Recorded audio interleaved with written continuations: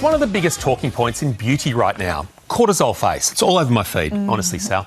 Puffiness, dullness, breakouts, all blamed on stress and burnout. But is that really the culprit, or are we falling for another online diagnosis? Turns out, even if you spend hundreds on serums, remember, put it on sunscreen and drink lots of water, stress, of course, can be impacting your health and your overall appearance.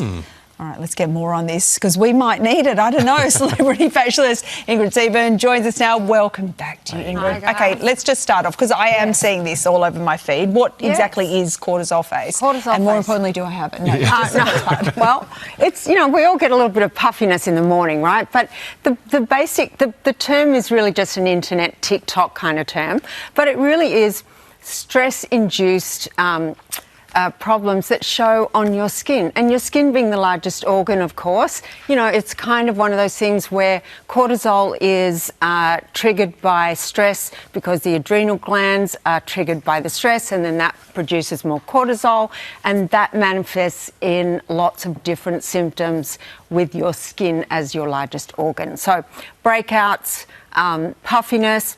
The puffiness comes from your skin retaining water because the kidneys, and by the way, cortisol is the hormone, the stress hormone. So it's really just all connected, with the balance in your body.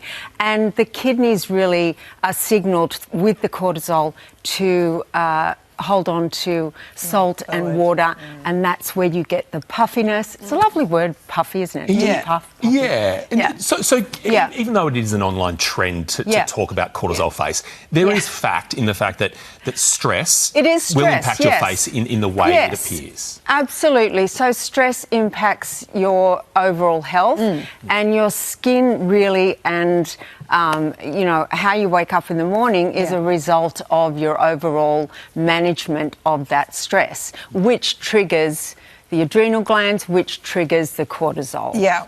And obviously sometimes when you are stressed, you're also doing lifestyle factors. You might not be sleeping, so then your skin's looking, tired and dull. Okay, let's talk about solutions here, because we love solutions. If this is you, what can you do to sort of reduce those symptoms? So the number one thing is sleep. So sleep is so important because it's your body's chance to repair.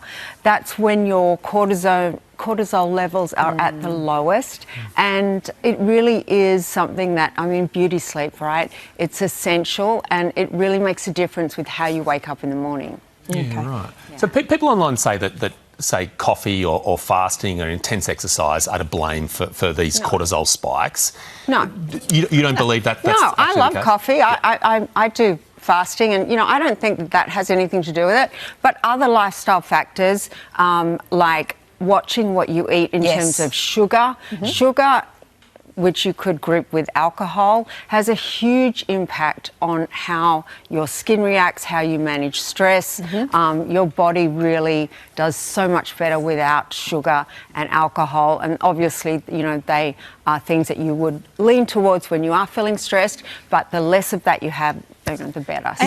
Sorry, and look at us, because we're both, you can tell this is one of those interviews where we're just asking about our own personal problems. On that graphic before, you had lymphatic drainage. Yes, I see a lot online about people just doing it at home. Does that help? Does that help with stress face? And how do I do it? How do you do it? So it's so easy. Like, I kind of do this myself in the morning. So it really is about just kind of draining down. And you can use a gadget. I nearly brought gadgets in today, but you can really just do that with 2 fingers, and that's sort of the lymphatic drainage. So you're taking out and down into the lymph nodes down the side there, and that will help to depuff. Also, ice under the eyes. So anything that's going outwards and then down is a great way to, to do that lymphatic drainage. It helps. It helps. But the lifestyle factors are most important. Yeah. You just stop at the neck to drain it out. Is that right? Yeah, There's a lot to drain out, that's why I'm lymphatic drainage is great for so many reasons, but for depuffing, it's great. Okay, so that, sleep, water, no alcohol. Sugar, all the good things. Okay, I'll just do the massage, I think. Thank you. Ingrid, fascinating. Thank you. Nice to chat. I think we look better already. I think that worked. Yes. Thank you, Ingrid. Start now.